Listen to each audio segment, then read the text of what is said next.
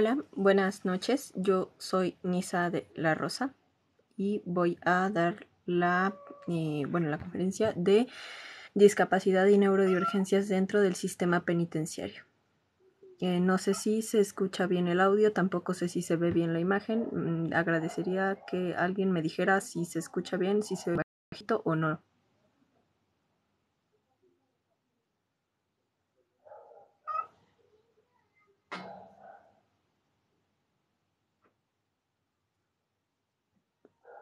No sé si se escucha bien, si tengo que subir mi tono de voz o si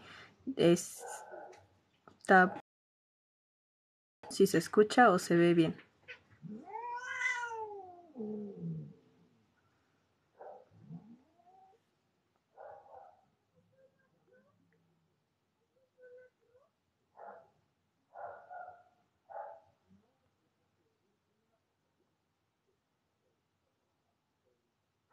Ah.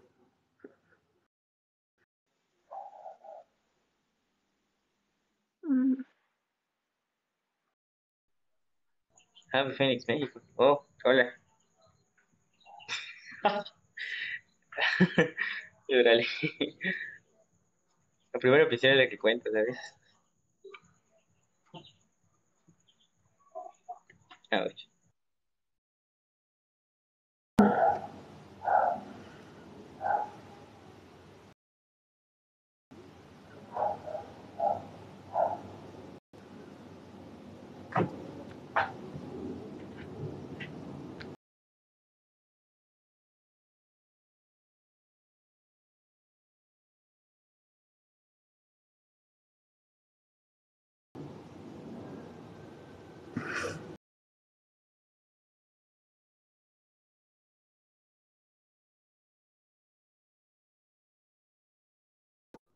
Hola, hola, ¿me escuchan?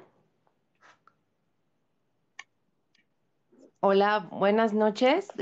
Ahí ya no entré con la cámara, pero a ver, pues muchas gracias, Nisa, gracias por venir.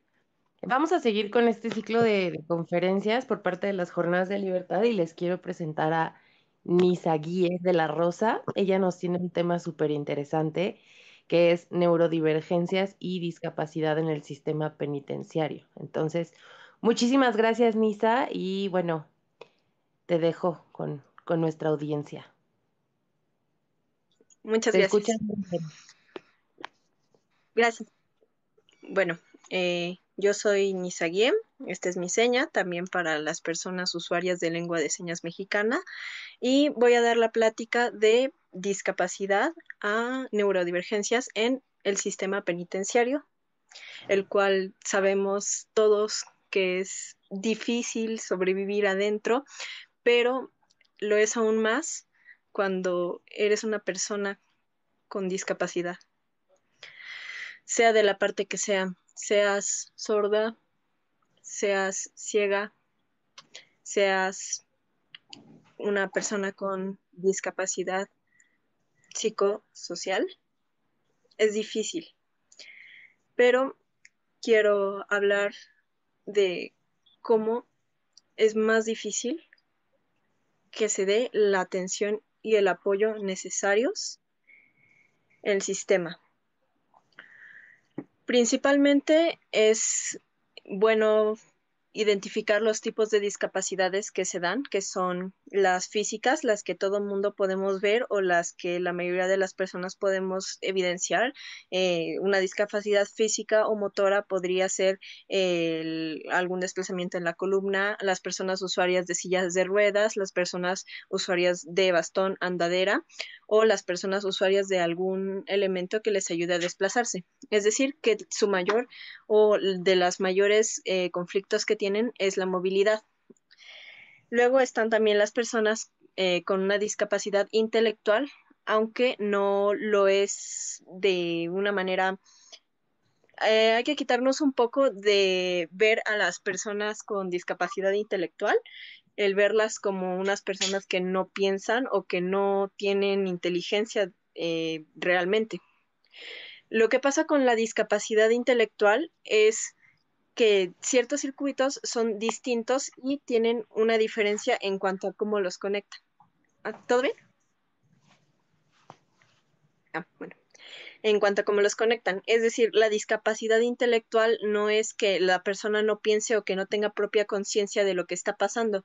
Simplemente su cerebro está captando todo de una manera tan distinta que nosotros no llegamos a percibir como inteligencia o como rasgos de inteligencia con esas personas. También está la discapacidad, bueno, de ya sensoriales, ya sea la discapacidad auditiva o la sordera, la hipoacustia o la discapacidad ceguera, debilidad visual. Esta la presenta un gran porcentaje de la sociedad y ni siquiera la tomamos por alto, solo con las personas ciegas. También tenemos la discapacidad psicosocial, que son más bien configuraciones del cerebro que se dan de distinta manera. Estos son erróneamente llamados trastornos o llamadas condiciones, pero realmente lo que tenemos aquí son neurotipos. ¿Cuáles podrían ser estos? Tanto podría ser el síndrome de Down, incluso el TDAH, el autismo, las diferentes formas de configuración en cuanto al aprendizaje, algún deterioro en las capacidades sociales. En este caso, yo soy una persona con autismo, soy una persona autista y por eso me interesa dar este tema de discapacidad y más en el sistema penitenciario. Siguiendo con las discapacidades que no son visibles, a las que sí son visibles, las discapacidades que son más difíciles de identificar o que las personas podemos vivir toda nuestra vida sin percatarnos que tenemos una discapacidad son las discapacidades psicosociales o discapacidades no visibles.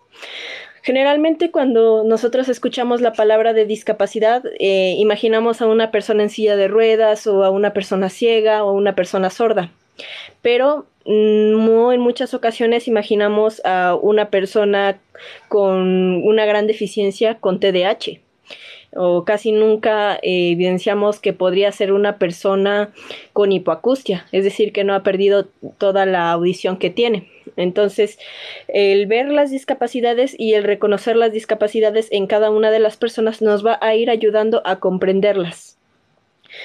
Ahora, ¿qué pasa en el sistema penitenciario? Ya sabemos que el sistema penitenciario es precario para todas, también para todos y mucho más para todos. Sabemos que el sistema penitenciario no nos da o no les da a las personas privadas de su libertad ni lo básico, que a duras penas sí les da salud física y eso porque es prácticamente obligatorio y a veces ni eso se da. Pero ¿qué pasa cuando hay una persona con discapacidad adentro de los reclusorios o adentro de los centros de readaptación social? Aquí me gusta mucho rescatar las vivencias de varias mujeres que están dentro de estos lugares, en especial de Santa Marta Catitlan, que son una chica en silla de ruedas que se llama Chio, y ella que no es propiamente una persona con una discapacidad de nacimiento o genética, ella tiene una discapacidad adquirida, una discapacidad motriz.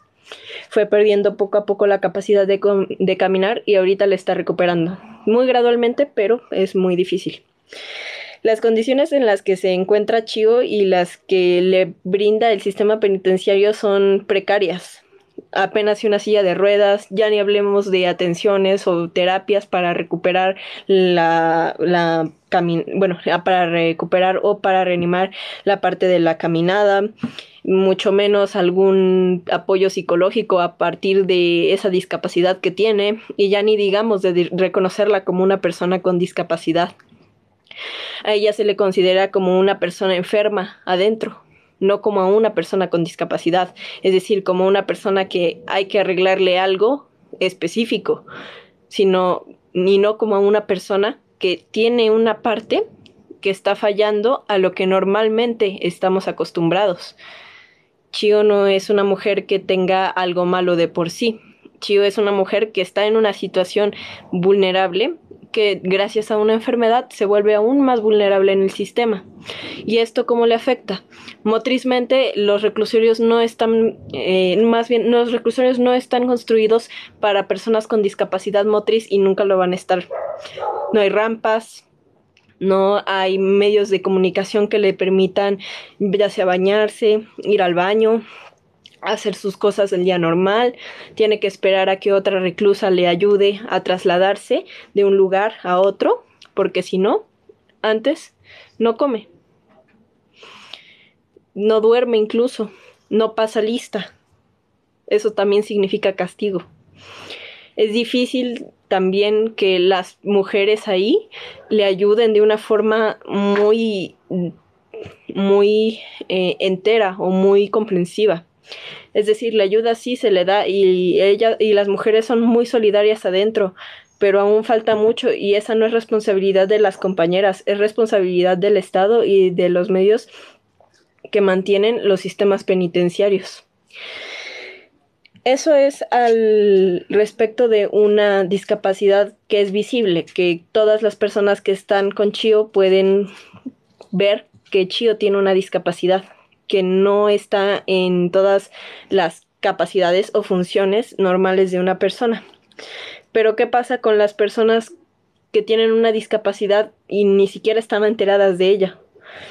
Hay una chica Dulce, también adentro de Santa Marta, que tiene una discapacidad psicosocial, pero ni siquiera está diagnosticada, como la mayoría de las mujeres en Latinoamérica, que no tenemos un diagnóstico oficial debido a roles de género impuestos, también a desigualdades de género, ya que todas las pruebas que puede haber para las discapacidades se hacen en varones. Hay muy pocas que se hacen para nosotras y por eso no cabemos dentro de los estándares que hay para la discapacidad. En México, cosas como eh, lo, en México, cosas como la discapacidad psicosocial solo abarca a una discapacidad que tenga en conjunto una discapacidad intelectual. Es decir, muchas de las personas con TDAH o autistas o con alguna neurodivergencia no entramos dentro de esas discapacidades, por lo menos legalmente aquí en México. Simplemente se nos considera como trastornos o condiciones, siendo que sí tenemos discapacidad y que sí necesitamos adecuaciones específicas, sabiendo aún así que el sistema penitenciario es precario y es injusto para una persona que necesita más cosas, que necesita adecuaciones y que necesita más recursos para tener una calidad de vida decente, no ni siquiera una gran calidad de vida, simplemente una calidad de vida que permita seguir con su desarrollo óptimo. Es mucho más difícil. Esta chica, pues sí, sufre tanto de falta de alimento, tanto de falta de comprensión por parte de sus compañeras, falta de comprensión por parte de las visitas incluso, también, pero también lo sufre por parte del Estado. El hecho de que el Estado no le dé un diagnóstico, el hecho de que el Estado no le proporcione una atención médica de acuerdo a su discapacidad y el hecho de que el Estado no la considere una persona con discapacidad cuando lo es violencia hacia las personas con discapacidad, como lo puede ser Dulce. Esta chica aún no sabemos o no podemos aseverar un diagnóstico de qué es lo que ella presenta o qué es lo que ella es, por decirlo entre comillas, si es una persona ya digamos autista, si es una persona con TDAH, si es una persona con TOC, si es una persona con Tourette, no sabemos realmente, pero sí sabemos que hay dificultades en el área del desarrollo psicosocial o en el área social o psicosocial. Entonces, podemos entender que estas mujeres están en una situación de precariedad mucho más grande. Pero, ¿qué pasa con las mujeres que no se pueden comunicar? También ha llegado a haber casos de personas sordas o de mujeres, en este caso sordas, que no pueden, más bien que no pueden accesar a una justicia. Eso porque no tienen manera de comunicarse.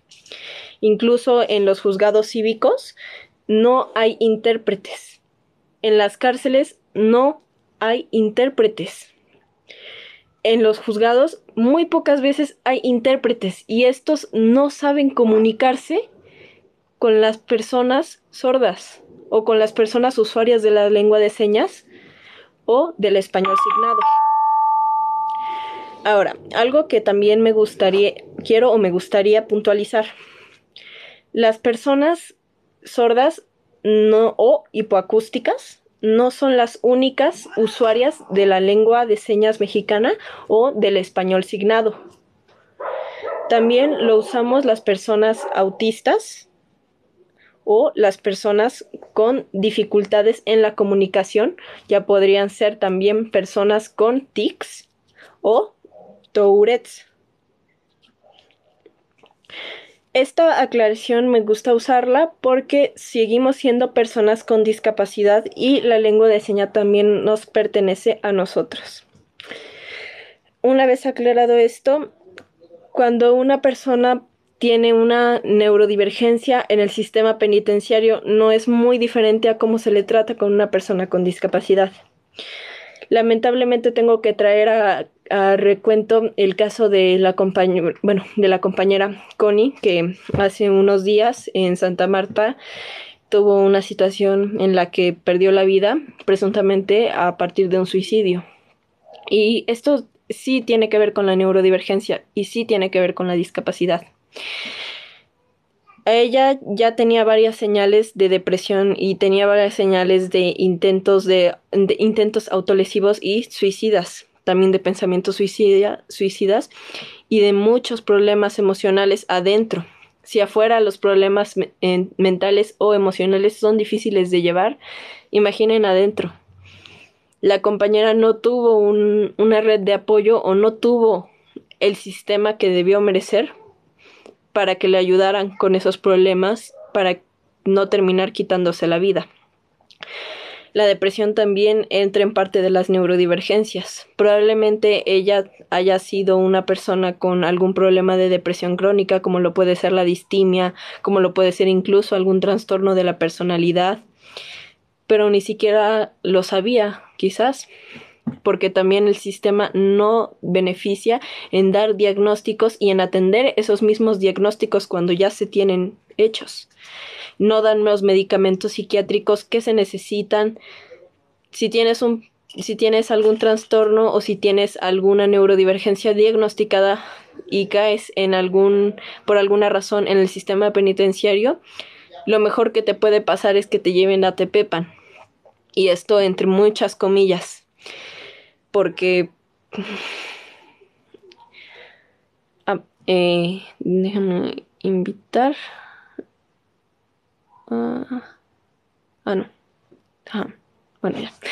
Porque en el mejor de los casos en Tepepan, lo que pasa es que les dan muchos medicamentos o les dan medicamentos que ni siquiera tienen ellas recetados, medicamentos que lo que hacen es dormirlas o ponerlas en un plan, entre comillas, menos agresivo. Solo las duerme, solo las pone más tranquilas, pero realmente no resuelve el problema y no están atendiendo la neurodivergencia y no están atendiendo los problemas y no están atendiendo los trastornos o las dificultades que tienen las mujeres en estos sistemas. No es raro que muchas terminen cometiendo suicidio, que terminen en riñas o que terminen en situaciones mucho más desafortunadas que esas. El ver también las neurodivergencias por parte de las compañeras. Claro, sí, perdón. La neurodivergencia es una configuración no solo neuronal, sino del cerebro distinta o que parte de una divergencia, es decir, que es distinta a la neurotípica que se tiene planteada. Como poner una línea.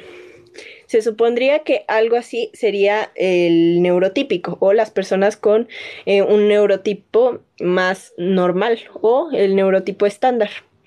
Las personas neurodivergentes o neurodiversas son las personas que tienen una configuración neuronal distinta, ya sea que esté un poco más en diagonal o que su configuración tanto neuronal como cerebral sea un poco más, tenga algunas distinciones en algunas partes del cerebro. Esto no implica necesariamente algo malo y no implica de lleno una discapacidad. También implica que el cerebro simplemente es distinto al de las personas neurotípicas, por decirlo de alguna manera. El cerebro de una persona neurotípica al cerebro que tengo yo es muy distinto. En mi tipo de cerebro se se tienen las diferencias en cuanto a en cuanto a disfunción ejecutiva, en cuanto a alextimia o en cuanto a reconocimientos de rostros. Es decir, si una persona neurotípica tiene que organizar tareas, lo puede hacer a lo mejor con unas dificultades más o unas dificultades menos. Pero en mi cerebro, para organizar alguna cosa, tengo que dividirlo por lo menos en 20 secciones. Y si no lo divido en 20 secciones, no puedo hacer las cosas. Eso es parte de la disfunción ejecutiva. Es las configuraciones distintas que tienen los distintos cerebros de las personas neurodivergentes. No todas las personas neurodivergentes están en el mismo espectro o no tienen los mismos padecimientos, por decirlo de alguna manera. También hay personas que están dentro del TDAH y personas que están fuera del TDAH, o personas que están como en un punto medio, entre comillas, en un TDA, es decir, el trastorno de déficit de atención, pero sin hiperactividad. Aunque ha habido diferentes discusiones a partir de esto, ya que se dice que realmente el TDA no existe, que simplemente es TDAH con una disfunción mayor en la atención, pero que también se presenta mucho con hiperactividad. Ahora, en este tipo de divergencias o en este tipo de configuraciones tanto cerebrales como neuronales distintas, es imposible o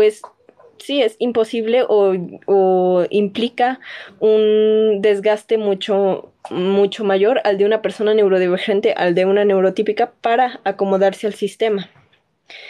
Si un niño, por ejemplo, con TDAH tiene que estudiar algo a la par de un niño neurotípico, si no se le dan las adecuaciones necesarias al niño TDAH, probablemente no lo aprenda. Si, por ejemplo, lo castigas por estar jugando todo el tiempo en una mano mientras hace los deberes, nunca va a poder hacer los deberes. Y no los va a poder hacer porque su cerebro necesita obligatoriamente distraerse con algo controlado para seguir haciendo sus labores. En cambio, un niño neurotípico puede que le des algo con que distraerse mientras hace sus deberes y de lleno no haga sus deberes, porque lo que va a hacer es distraerse. Esto no pasa con las personas que presentan déficit de atención, con hiperactividad. Pero esto ya es como mucho meterse dentro del TDAH, así que es más o menos como empleamos la neurodivergencia, las diferentes configuraciones que hay dentro de los cerebros. Tenemos que ir con una perspectiva anticuerdista, es decir, ir en contra de un sistema que nos quiere hacer ver como si estar loca estuviera completamente mal, o que si estar loca nos invalida por completo, o ya no tenemos ninguna necesidad de estar ahí. También tiene que ser anticapacitista, es decir, al no necesitar o al no poner capacidades o exigirle capacidades a alguien que no tendría por qué hacerlo, porque su cerebro o su cuerpo o sus sentidos funcionan distintos. Anticuerdista y anticapacitista tienen que ir de la mano siempre.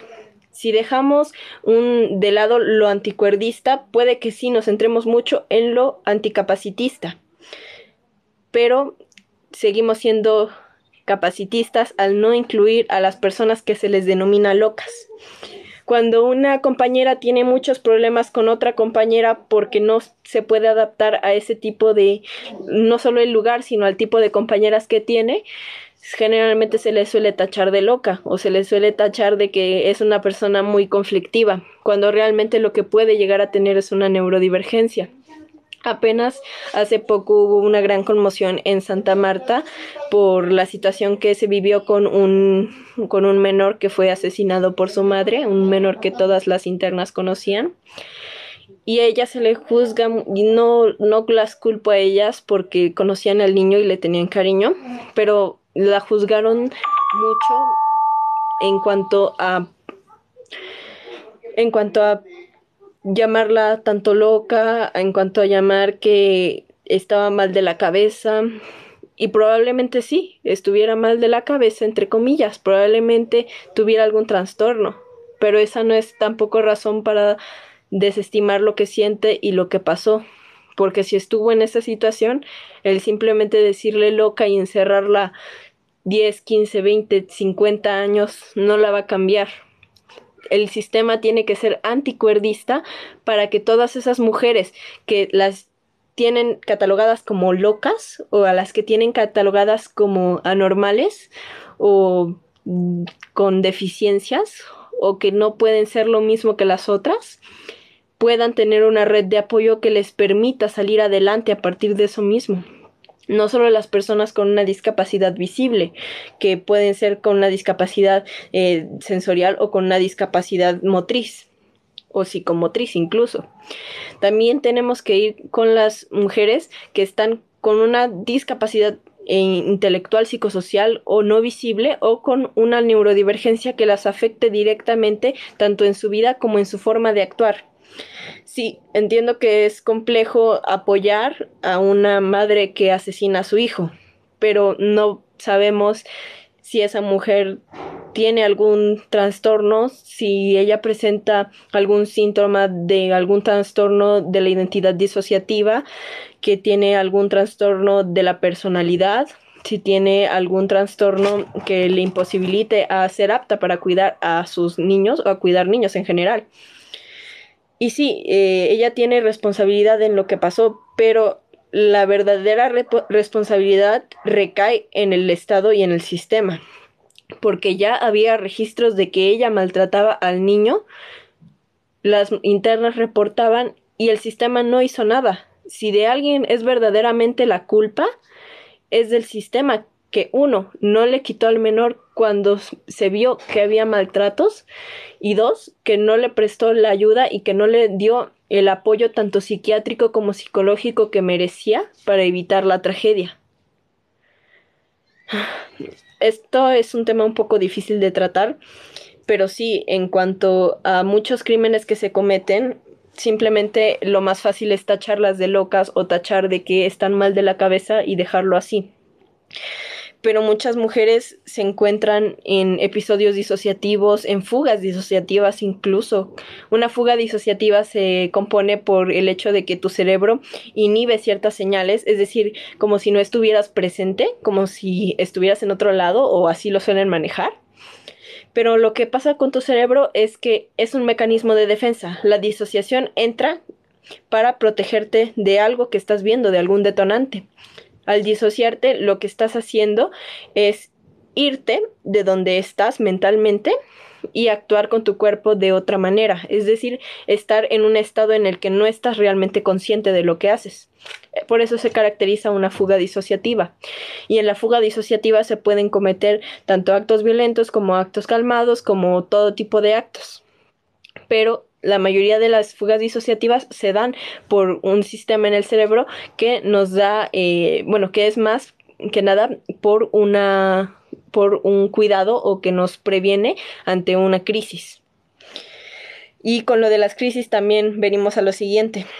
Las crisis dentro de las personas neurodivergentes en las cárceles. Muchas personas, fuga disociativa es...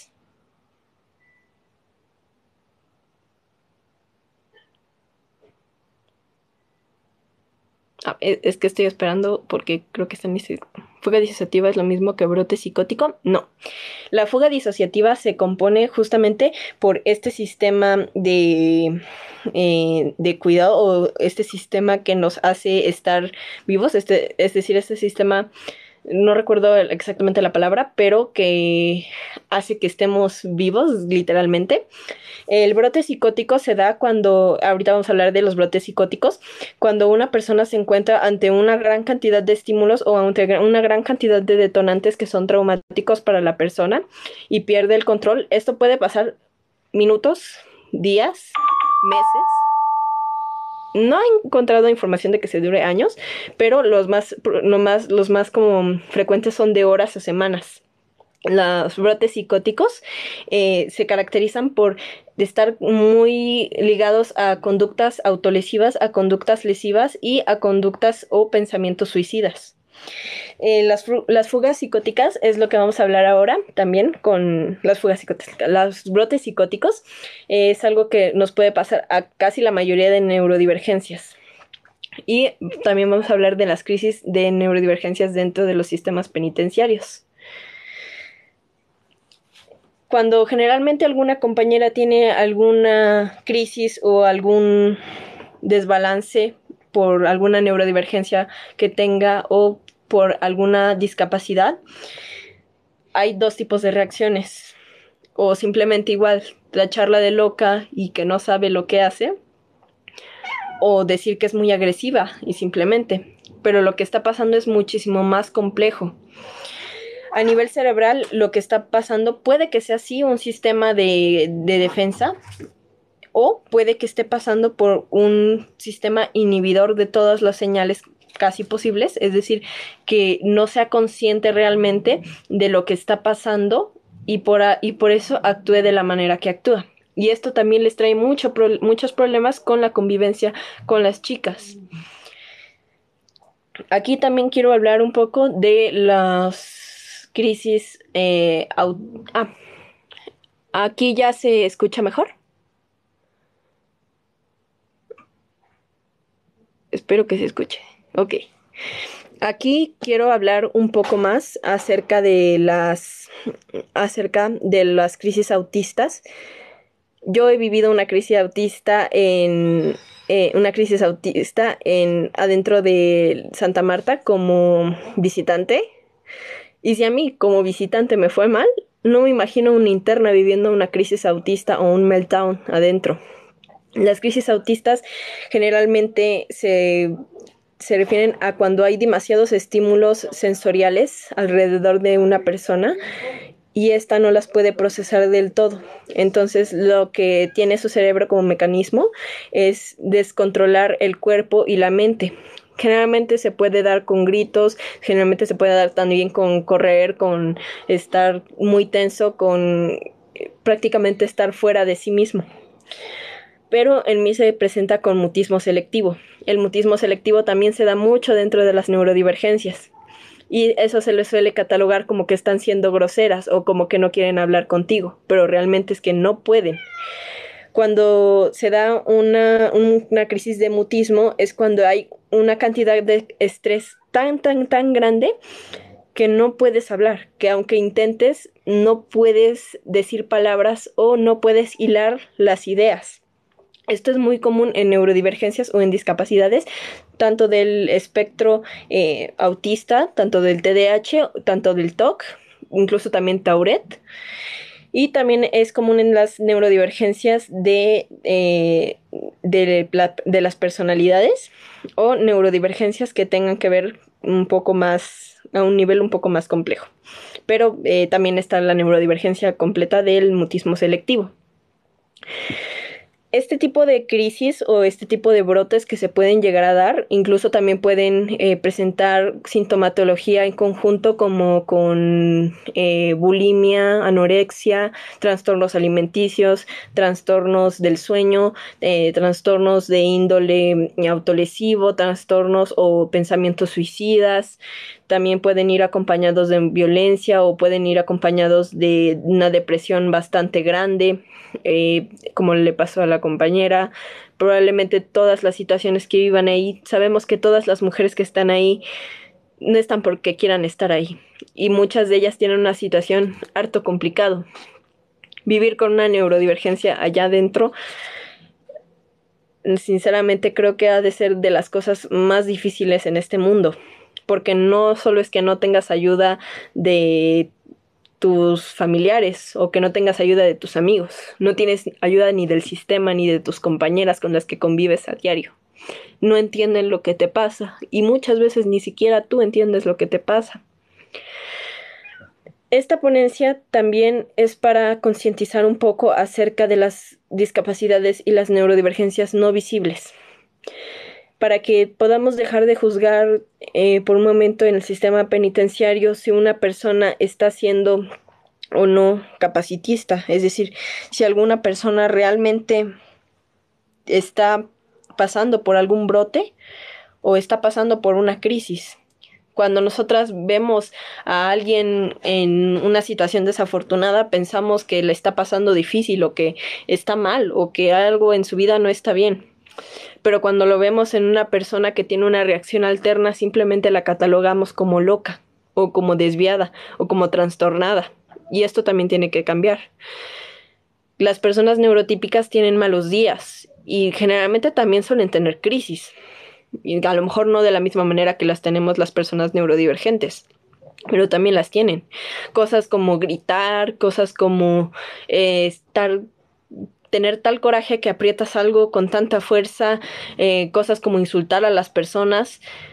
Pero cuando una persona neurodivergente reacciona ante gritar de una manera muy estruendosa o repetitiva, o en cuanto a llorar sin consuelo, también al hacer un movimiento estereotípico, que es hacer un movimiento repetitivo, que eso es un movimiento regulativo que todas las personas tenemos, no solo las personas de discapacidad o neurodivergentes, todos hacemos stimming, pero en las personas con discapacidad es un poco más beneficioso, nos autorregula y nos ayuda.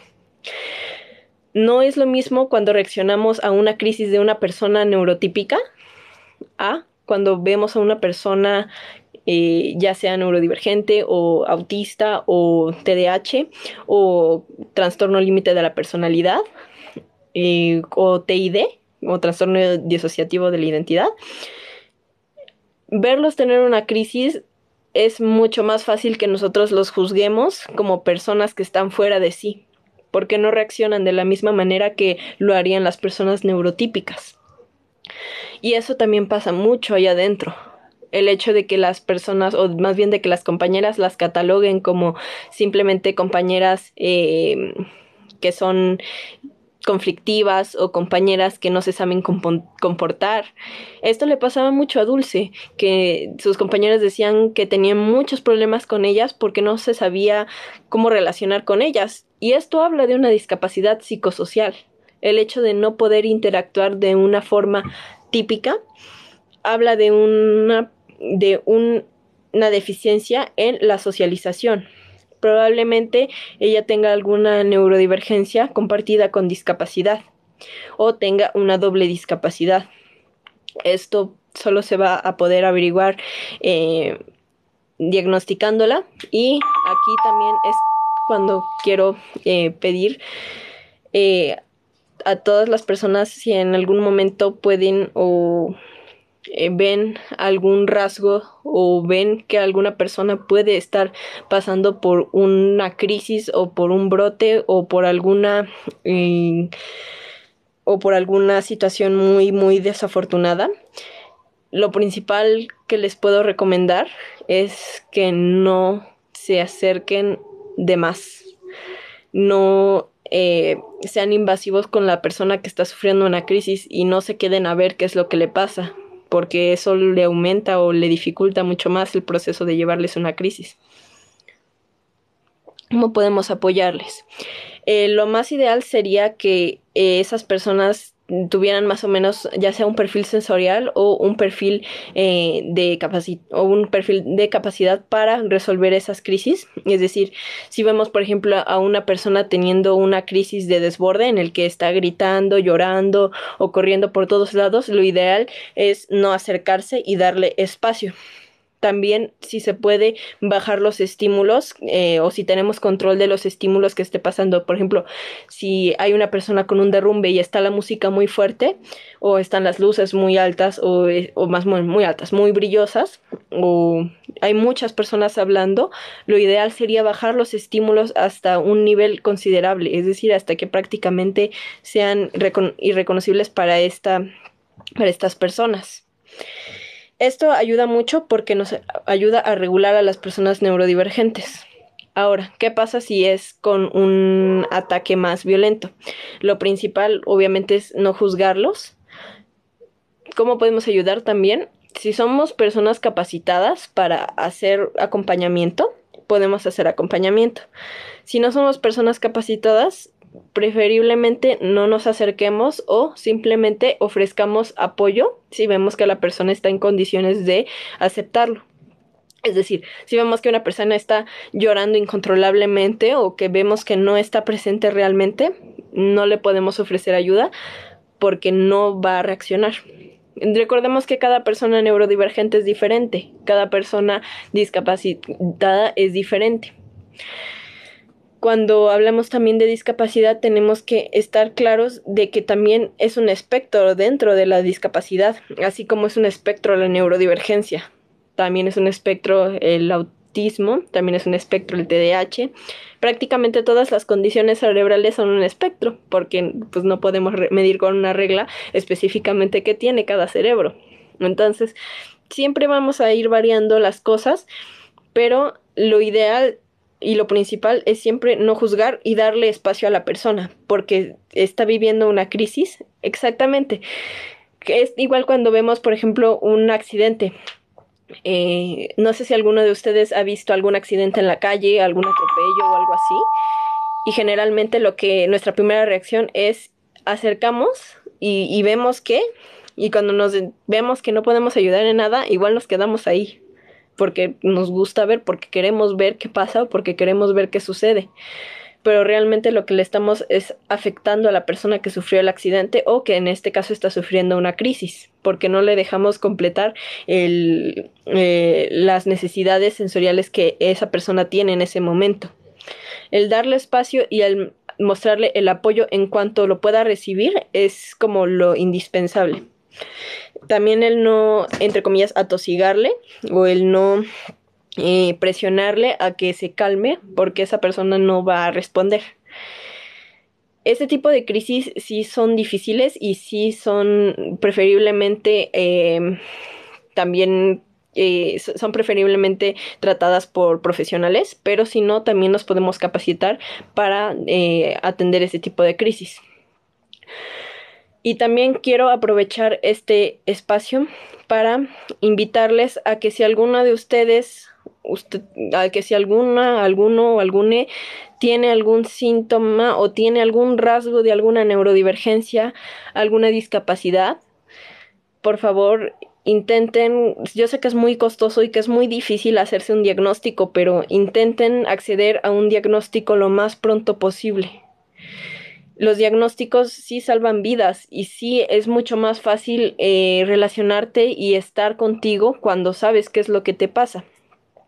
Si ven que alguna de las personas con las que conviven puede tener alguna neurodivergencia o puede tener en este caso alguna discapacidad no visible o incluso visible y que ni siquiera se haya dado cuenta, porque eso también puede pasar, por favor háganles saber que sería buena idea que puedan evaluarse o que puedan buscar algún, no solo diagnóstico, sino alguna evaluación médica para encontrar algunas respuestas.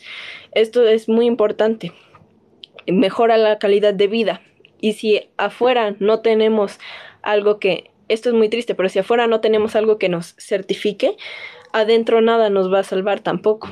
Si hay personas adentro con diagnósticos que el diagnóstico no les sirve para nada porque sus derechos básicos ni siquiera se respetan, mucho menos los que van de acorde a la discapacidad, mucho menos los que van acorde a sus necesidades y a las acomodaciones que necesitan.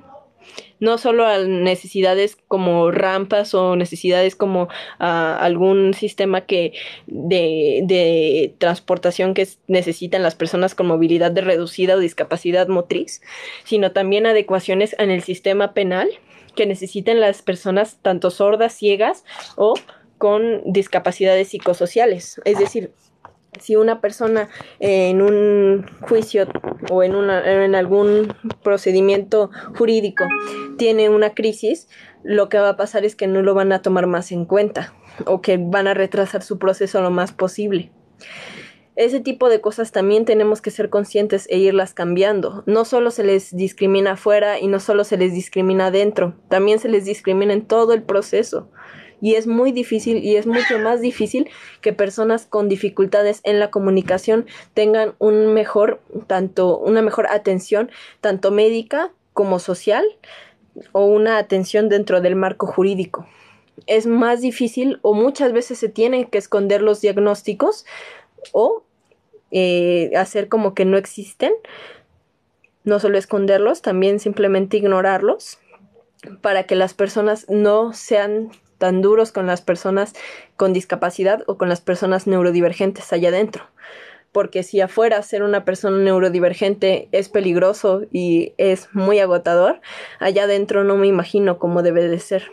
Entonces, yo les invito, uno, a que nos apoyen yendo a visitar a una persona o una mujer adentro en Santa Marta Catitla porque no necesitan mucho y porque también a veces nosotros necesitamos estar en ese tipo de lugares para en realidad saber o salir de nuestra burbuja de privilegios. Pero también les invito a observar tanto a su alrededor inmediato como a su alrededor más externo hacia las neurodivergencias que puedan tener las demás personas, a no juzgarlas, a acompañarlas, a también manejar una ideología anticuerdista y anticapacitista. Y si esto sería maravilloso si alguno de ustedes que está viendo que aún no esté dentro del programa de Ave Fénix pueda apoyarnos visitando a una interna y esta tiene alguna discapacidad o una neurodivergencia, pídanles que les enseñen todo lo que puedan acerca de ellas, acerca de lo que tienen, acerca de su neurodivergencia, acerca de su discapacidad, porque es un mundo que nunca, nunca, nunca, nunca se acaba y es algo maravilloso. Entonces, si tampoco la tienen, pues también es para apoyar a las que probablemente vivan también con una discapacidad adentro, aunque no sean la interna a la que visitan. Eso les quiero invitar yo, a que se unan tanto al programa de BFenix como a la colecta y que apoyemos a las personas más vulnerables dentro del sistema penitenciario, tanto las personas con discapacidad como las personas neurodivergentes. Apoyemos también preguntando cómo están, cómo se sienten. A veces hablar con una de ellas 10 minutos o 3 horas puede ayudar a salvarles la vida. No me imagino, y quizás me quiero despedir con esto, en que si alguna de nosotras se hubiera sentado todas las visitas posibles a hablar con Connie, quizás ella seguiría aquí. O quizás muchas que no conocemos el nombre, quizás muchas también seguirían aquí. Si nos hubiéramos dedicado a escucharlas, a atenderlas, a hacer el trabajo que el Estado y que el sistema penitenciario no hace, quizás pudiéramos todavía tenerla aquí hoy. Tampoco lo sé. Sí, justamente hay de diferentes neurodivergencias. Bueno, la pregunta es, ¿se pueden tomar cursos para hacer acompañamientos? Y sí, eh, se pueden buscar en espacios de discapacidades específicas, como por ejemplo si quieres hacer acompañamiento a personas sordas o a personas con discapacidad visual. Puedes entrar a grupos de Facebook específicos que son de sordos o de discapacidad visual. También si quieres hacer acompañamiento, por ejemplo, a autistas, hay un grupo que justamente es de preguntarle a autistas. Está igual ahí en Facebook. También con personas con trastornos de la personalidad se pueden dar acompañamientos y también a personas con tanto variantes de la depresión o ansiedad. Estos son los más comunes y los que puedes encontrar incluso en la Cruz Roja o en otros sistemas de salud pública.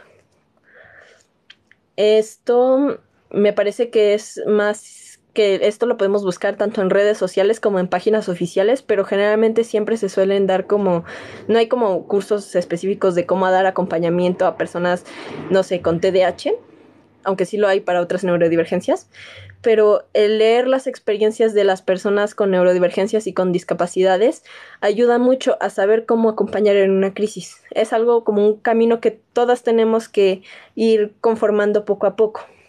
A partir de leer experiencias de las personas que necesitan esa ayuda. Yo les recomiendo que hagan eso, que lean, que informen con videos, que vean creadoras de contenido. Y en esta ocasión, ya que tengo la oportunidad, quiero recomendarles a una persona que hace TikToks. Es Arlene Au y ella habla mucho de temas de autismo o discapacidades. apto para acompañarlos, tanto en niños como en adultos. Y es una persona que de verdad le ha ayudado mucho a la comunidad autista y a la comunidad neurodivergente desde Chile, bueno, en su país. Pero sí, las principales que se dan son con acompañamientos de primeros auxilios psicológicos, así los puedes buscar y así vas a encontrar a lo mejor de instituciones, a lo mejor de UNAM o de Cruz Roja, acompañamientos o primeros auxilios psicológicos.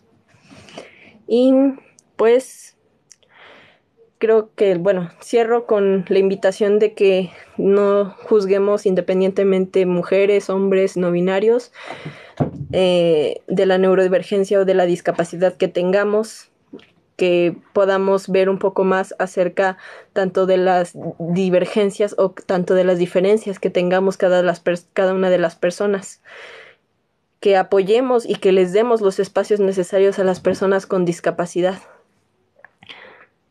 Sí, pues no me gusta hacerlo muy público, pero pues mi Facebook es Nisa de la Rosa, a veces por ahí comparto cosas y creo que más a otras creadoras de contenido que son las que más hacen este tipo eh, de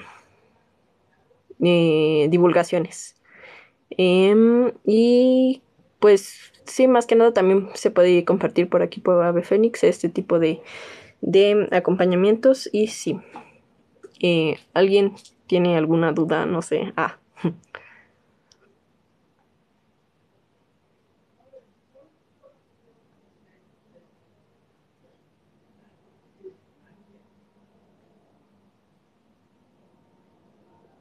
Bueno, creo que no, no sé. Está bien. Listo, supongo. Ya no sé qué hacer. Está bien. ¿Le apago? ¿No le apago? ¿Qué sigue?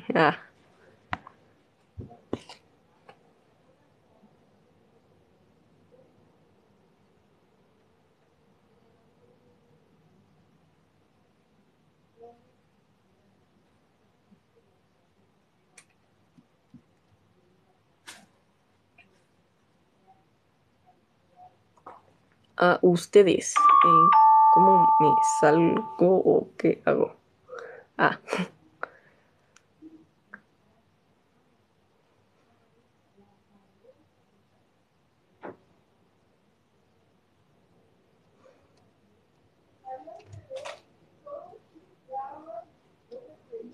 gracias a ustedes por estar presentes. Bueno, no presentes literalmente porque no están presentes físicamente. Bueno,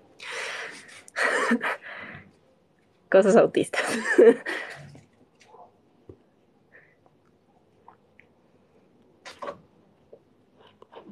Eso me alegra mucho y espero que puedas investigar más al respecto y que con esa información puedas hacer mucho, mucho bien, más del que necesitamos.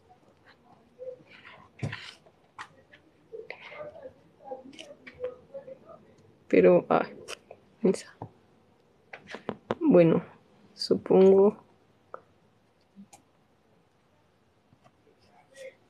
no sé qué sigue, no sé qué hago. Ah,